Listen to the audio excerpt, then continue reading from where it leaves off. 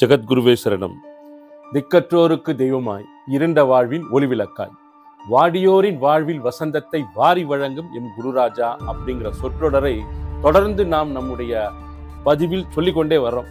இந்த பதிவுக்கு தகுந்தாற்போல் திக்கற்றிருக்கும் எத்தனையோ அன்பு நெஞ்சங்களுக்கு குருராஜருடைய அருளும் அனுகிரகமும் ஆசிகளும் தொடர்ந்து நடந்து கொண்டிருக்கிறது. அது நடந்ததற்கு உண்டான சாட்சிகளாக பல்வேறு அன்பு நெஞ்சங்கள் நம்முடைய யூடியூபிலே பேசி வருகிறார்கள். அத்தனை நபர்களுக்கும் நெஞ்சார்ந்த வணக்கங்களை தெரிவித்துக் கொள்கிறோம். இந்த பதிவில் நாம் பார்க்கக்கூடியது 3 முக்கிய விஷயங்கள்.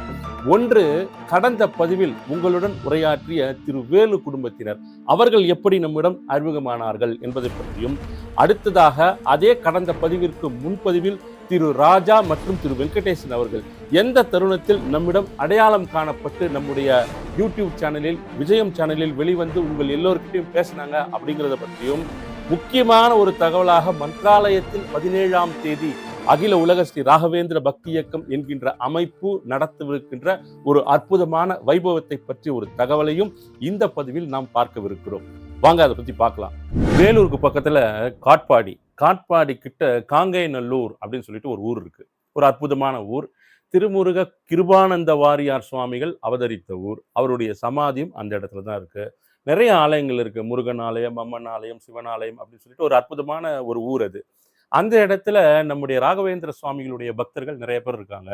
அவர்கள் நீண்ட நெடுங்காலமா குருராஜர்கிட்ட ரொம்ப பிரார்த்தனை பண்ணி அவர் அங்கு வந்து அமர வேண்டும், அங்க இருக்கக்கூடிய பக்தர்களுக்கும் அந்த ஊருக்கும் அருள்பாலிக்க வேண்டும் சொல்லிட்டு ஒரு நீண்ட நெடிய நாள் பிரார்த்தனை செய்து அவரை வரவழைத்து விட்டார்கள். குருராஜரும் அந்த இடத்தில் அமர்ந்து விட்டார். கும்பாபிஷேகம் நடந்து விட்டது. நம்முடைய யூடியூப் சேனல்ல அதை பற்றி போட்டிருப்போம், பார்த்துருப்பீங்க.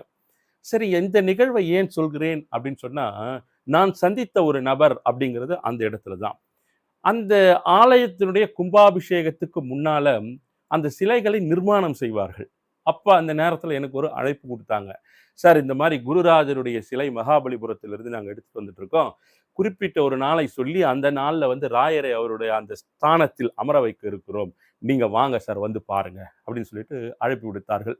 அது ரொம்ப கண்கொள்ளா காட்சியா இருக்கும். ஏன்னா ராயர் வந்து வெளியில இருப்பார். அந்த தானிய வாசம் அந்த மாதிரி வாசத்தெல்லாம் வச்சுட்டு அவர் எடுத்துட்டு போயிட்டு அந்த இடத்துல கொண்டுட்டு போயிட்டு உள்ள அமர வைப்பதை பார்ப்பதற்கு ஒரு நல்ல ஒரு தருணமாக இருக்கும் அது.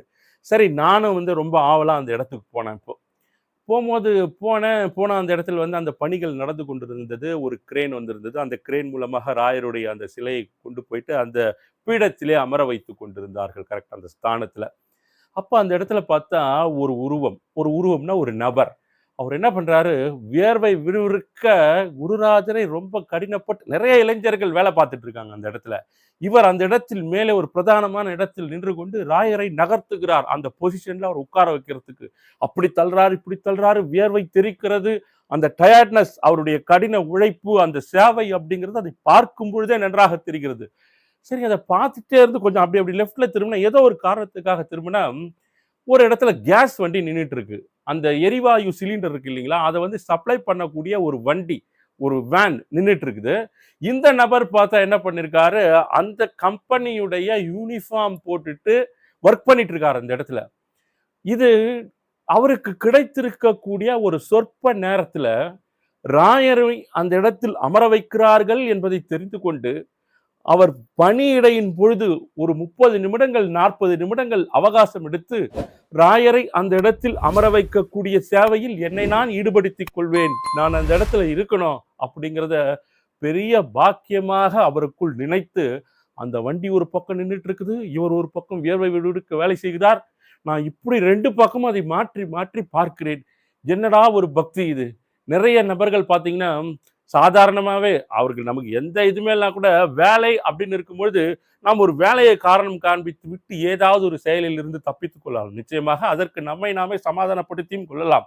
ஆனால் இந்த பக்தி, அவர்தான் திரு வேலு அவர்கள். அந்த பக்தி, வேலு அவர்களுடைய பக்தி எப்படிப்பட்ட பக்தி அப்படின்னா, இதை பார்க்கும் பொழுதே தெரியும் எந்த மாதிரியான பணிகள் அவர் செய்து கொண்டிருக்கிறார் அப்படின்ட்டு. சென்ற வாரம் கூட நான் அந்த காங்கேயநல்லூர் ஆலயத்திற்கு அந்த பக்கம் போகக்கூடிய ஒரு சந்தர்ப்பம் கிடைக்கும் போது அவர்கள் 2-3 நபர்கள் பேசிக் கொண்டிருந்தார்கள். சார், அந்த வேலு பத்தி வீடியோ போட்டிருந்தோம், பார்த்தோம். அவங்க வியாழக்கிழமையான ஒரு குடும்பத்துடன் வந்து இந்த இடத்தை முழுவதுமாக தூய்மை செய்துவிட்டு நீர் தெளித்து கோலமிட்டு செல்வார்கள் குடும்பத்தோட, அவர் மனைவியோட வந்து அப்படின்னு சொன்னாரு. இது ஒரு தெரியாத விஷயமாக இருந்தது. இப்படிப்பட்ட ஒரு அன்பு நெஞ்சத்திற்கு தான் நாம் ஃபோன் செய்து நீங்க வந்து நம்முடைய ராகவேந்திர விஜயம் நிகழ்ச்சியில் நீங்க பேசணும் அப்படின்னு கேட்கும்போது அவரும் மனம் வந்து வாங்க சார் கண்டிப்பா நான் பேசுறேன்னு சொல்லிட்டு அவருடைய மனைவியுடன் நம்முடைய யூடியூப் சேனலுக்கு தம்முடைய அனுபவங்களை குருராஜர் அவருக்கு செய்திருக்கக்கூடிய அற்புதங்களை அவர் சொன்னார்.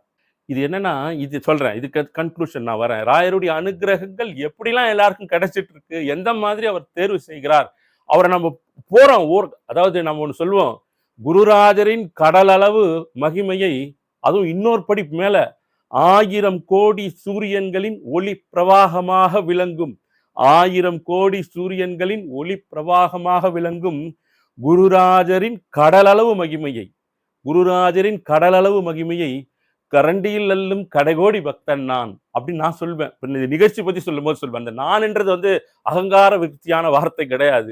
இந்த நிகழ்ச்சி அவருடைய கடலளவு அந்த மகிமையை குட்டி கரண்டில எடுத்து காமிக்குது.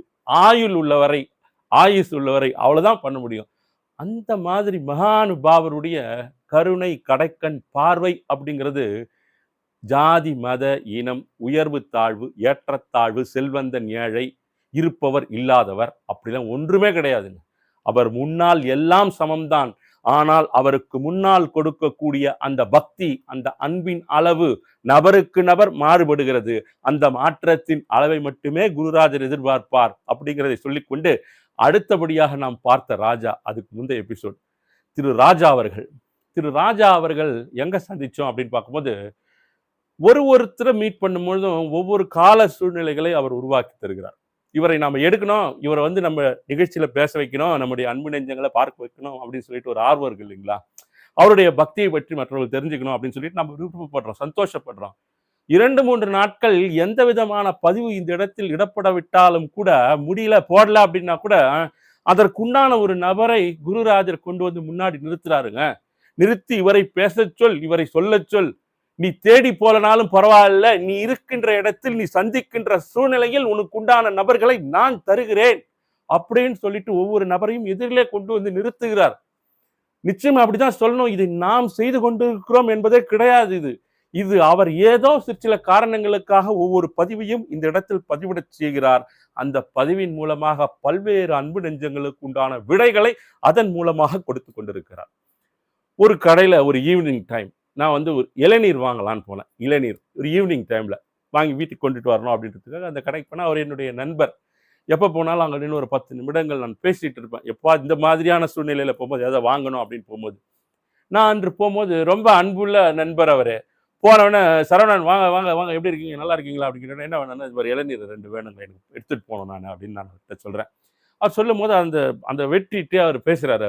சரவணன் பின்னாடி நிற்கிறாரு, இவர் தெரியுமா உங்களுக்கு அப்படின்னாரு. நான் பார்த்தேன், அவர் என்ன பார்த்தா தெரியாதுங்க எனக்கு, இவர் பெரிய ராகவேந்தர் பக்தருங்க இவரு அப்படின்னு சொன்னாரு. பார்த்து அவர் வந்து மாலை அணிந்திருந்தார், காவி வேட்டி உடுத்திருந்தார், காவி துண்டு மேலே போட்டிருந்தார். பார்த்துட்டு அவர் சொன்னார், இவர் பெரிய ராகவேந்தர் பக்தர் சரவணன் அப்படின்னு. அவர் பக்கத்தில் இன்னொரு நபர் நின்று கொண்டிருந்தார். அந்த அவர் வந்து ராஜா, இன்னொரு பக்கத்தில் இருந்தவர் வந்து வெங்கடேசன் அப்படின்னு இன்னொரு நபர். அவரு சொன்னாரு, சார் நான் உங்களை பார்த்துருக்கேன், நீ இந்த கோயிலில் வந்து நீங்க படம் எடுக்கும்போது நான் பார்த்துருக்கேன் உங்களை அப்படின்னு சொல்லிட்டே இருந்தாரு. சார் இவருக்கு ரொம்ப அதிசயம் நடந்திருக்கு சார் அப்படின்னு சொன்னாங்க. யாரை? ராஜாவை சுட்டி காட்டி வெங்கடேசன் அவர்கள் சொல்கிறார். அவருடைய இன்னொரு நான் பார்த்து கொண்டிருந்த அந்த அன்பு நெஞ்சமும் சொல்லி கொண்டிருக்கிறார். வெங்கடேசன் அவர்கள் சொல்லும் பொழுது, சார் இவர் பல முறை வந்து மரணத்தை விளிம்பில் சென்று முத்தமிட்டு வந்த மனிதர் அப்படிதான் சொல்லணும். அதை நம்ம ஒரு இலக்கிய நயமாக ஒரு கவிதைத்துவமாக பேசணும்னா, மரணத்தின் வாயிலை தொட்டு கபடியில போய் தொட்டுட்டு வரா மாதிரி தொட்டுட்டு வந்து கொண்டிருக்கக்கூடிய நபர். ஆனால் ராயருடைய கருணையும் அருட்கடாட்சமும் இல்லை என்றால் நிச்சயமாக இவர் எப்பவோ வந்து என்ன இருப்பார் என்றே தெரியாது. நாங்கள் எல்லாம் கண்கூடாக இவர் யார், எப்படி இருக்கிறார், என்ன மாதிரி வளர்ந்து கொண்டிருக்கிறார், இவருடைய வாழ்க்கை சூழ்நிலை என்னவென்று தெரியும் சார். ஒருவரை பற்றி ஒருவர் தன்னந்தனியாக சொல்வது என்பது வேறு. அவரை நாங்கள் கூடவிருந்து பார்த்து கொண்டிருக்கிறோம், இவர் இப்படி இருக்கிறார், இவருடைய வாழ்க்கை சூழ்நிலை இப்படியெல்லாம் நகர்ந்து கொண்டிருக்கிறது, நாங்கள் எங்கள் கண்களால் பார்த்து கொண்டிருக்கிறோம்னு ஒருத்தர் சாட்சியாக சொல்கிறாருங்க. அவரும் சொல்றார், இவரும் சொல்றார். அந்த அன்பு நெஞ்சம்தான் ராஜா மற்றும் திரு வெங்கடேசன் அவர்கள். திரு ராஜா அவர்களும் திரு வெங்கடேசன் அவர்களும் தான் நம்முடைய ஒரு பதிவில் 2 பேரும் கலந்துரையாடல் மாதிரி பேசியிருப்பாங்க. ராஜா என்ன கேட்கிறாரு அவர்கிட்ட, ஏதோ ஒரு ஈடுபாடுங்க, ஏதோ ஒரு அன்புங்க அவர் மேல, ராயர் மேல. என்னமோ அவரை போய் பார்க்கணும், அவர் போய் சுத்தி வரணும், அவர் முன்னாடி விழணும், 2 சொட்டு கண்ணீர் அவர் முன்னாடி விடணும். எனக்கு ஒண்ணுமே இல்லை, எதுவுமே இல்லை குருராஜா, நீங்க எனக்கு ஹெல்ப், உங்க மேல நான் அன்பு வச்சிருக்கேன், பக்தி வச்சிருக்கேன். எனக்கு பலமுறை அவர் ஹெல்ப் பண்ணியிருக்காரு. அவர் தம்முடைய அந்த நேர்காணல் பேசும்போது அவர் சொல்லியிருக்கார்.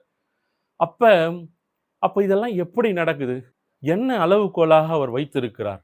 ஒரு பக்தன் என்ன செய்யணும் அப்படிங்கிறது குருவுடைய எதிர்பார்ப்பு என்னவாக இருக்கும்?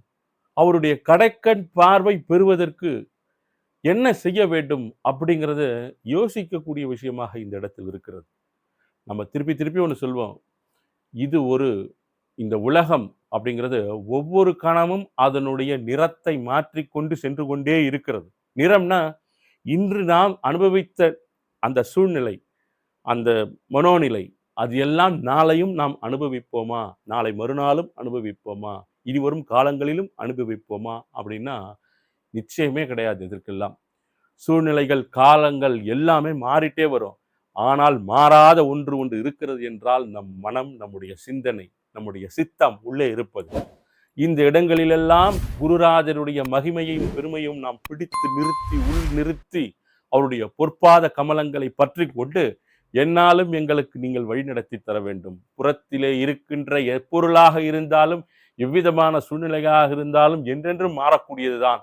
ஆனால் எங்கள் அகத்திலே நாங்கள் வைத்திருக்கக்கூடிய அந்த பக்தி, அந்த அன்பு, அந்த பாசம், அந்த நேசம் அப்படிங்கிறது என்னாலும் மாறாது. இந்த மூச்சின் முற்றுப்புள்ளி உமது நாமமாக இருக்கும் வரை அது என்றும் யாராலும் மாற்ற முடியாது குருராஜா அப்படின்னு சொல்லிட்டு, நாம் உள்ளுக்குள் அவர் மீது வைத்திருக்கக்கூடிய அந்த பக்தியின் அளவையும் அந்த பாசத்தின் அளவையும் ஒவ்வொரு நாளும் அதை உயர்த்துவதில் முனைப்பாக இருந்து கொண்டே இருக்க வேண்டும். அது ஒண்ணு தாங்க எப்பவுமே நம்ம கூடவே வருங்க. இது ஒண்ணு இருந்தா போதும். இதுதான் ஒரு உள்ளே பிரகாசித்து கொண்டிருக்கக்கூடிய ஒளி. இந்த ஒளி முழுவதுமாக நம்மை சுற்றி வரக்கூடிய இன்னல்கள், ரொம்ப கஷ்டங்கள், சிரமங்கள் எல்லாவற்றையும் போக்கக்கூடிய ஒரு அருள் ஒளியாக நிச்சயம் நம் உள்ளே இருந்து கொண்டிருக்கும். Right, okay. Next coming to the point. என்ன சொல்லியிருக்கோம்னா, மந்த்ராலயத்தில் நடைபெறக்கூடிய ஒரு மிகப்பெரிய வைபவம் அப்படின்னு சொல்லியிருக்கோம். இதை கொஞ்சம் கவனமா கேளுங்க. அகில உலக ஸ்ரீ ராகவேந்திர பக்தி இயக்கம் அப்படின்னு சொல்லிட்டு ஒரு அமைப்பு இருக்குது. நிறைய குருராஜருக்குரிய சேவைகள் அப்படின்ட்டு நிறைய சேவைகள் அந்த அமைப்பு தொடர்ந்து செய்து கொண்டு வருகிறது. அந்த அமைப்பு அந்த அசோசியேஷன் என்ன பண்ணியிருக்காங்க, ஐடார்க்னு சொல்லுவாங்க, அகில உலக ஸ்ரீ ராகவேந்திர பக்தி இயக்கம், International Divine Association for Raghavendrar Consciousness, IDARC. இவங்க நிறைய சேவைகள், ராயருக்கு உண்டான சேவைகள் நிறைய தொடர்ந்து செய்துட்டு வராங்க. அதன் தொடர்ச்சியாக மந்த்ராலயத்தில் இந்த மாதம் 17ஆம் தேதி மந்த்ராலயத்தில் பால் அபிஷேக வைபவம் அப்படின்னு சொல்லிட்டு ஒரு வைபவம், ஒரு விழா நடைபெறவிருக்கிறது. இது என்னன்னா, குருராஜருக்கு பாலபிஷேக வைபவம், பாலபிஷேக நிகழ்வு. அதற்கு உண்டான பாலை பக்தர்கள் துங்கபத்ரா நதிக்கரையிலிருந்து அந்த இடத்திலிருந்து ஊர்வலமாக தொடர்ந்து எடுத்து சென்று, அந்த பால்குட ஊர்வலம் அப்படின்னு சொல்றாங்க இல்லைங்களா, அதை எடுத்து சென்று மாஞ்சாலம்மனை தரிசனம் செய்து அதற்கப்புறமா ராயருடைய சன்னிதானத்திலே அந்த பாலினை சமர்ப்பிக்கவிருக்கிறார்கள். இந்த வைபவத்தில் நீங்க கலந்து கொள்ளணும் அப்படின்னா அதற்குண்டான தகவல்கள் என்ன, அதற்கு என்னென்ன ஃபார்மாலிட்டிஸ் இருக்கு, அதுக்குள்ள நம்ம உள்ள எப்படி அதனுடைய பங்கு பெறுறது, அதுக்கு ஏதாவது கட்டணம் உண்டா, அறைகள் எப்படி எடுத்து தங்குறது அப்படிங்கிற எல்லா விதமான தகவலும் கீழே லிங்க்ல ஒரு ஈவெண்ட் பேஜ் நம்ம போட்டிருக்கோம். அந்த ஈவெண்ட் பேஜ் கிளிக் பண்ணி உள்ளே போய் பார்த்தீங்கன்னா அதனுடைய இன்ஃபர்மேஷன் ஃபுல்லாக இருக்கும். டெஃபினட்டாக அது எப்படி பண்ணணும், அதுக்குள்ளே போனோன்னா அதில் ஒரு வாட்ஸ்அப் லிங்க் இருக்கும். வாட்ஸ்அப் லிங்க்குள்ளே இல்லைன்னா அந்த குழுக்குள்ளே இணைந்து அவங்க அடுத்து என்ன சொல்கிறாங்க அப்படிங்கிறது கேட்கலாம். அந்த எல்லா தகவல் அதில் நம்ம பதிவு பண்ணியிருக்கோம், அதை பாருங்கள். நிச்சயம் இந்த வைபவத்தில் கலந்து கொள்ள முயற்சி செய்யுங்கள். நாம் அடுத்த பதிவில் சந்திப்போம். இன்னும் புதிய நபர்கள், புதிய தகவல்கள், குருராஜருடைய புது புது மகிமைகளை நம்முடைய சேனலில் நம்ம தொடர்ந்து பார்க்கவிருக்கிறோம். மீண்டும் அடுத்த பதிவில் சந்திப்போம். நன்றி, வணக்கம். ஜெகத்குருவே சரணம்.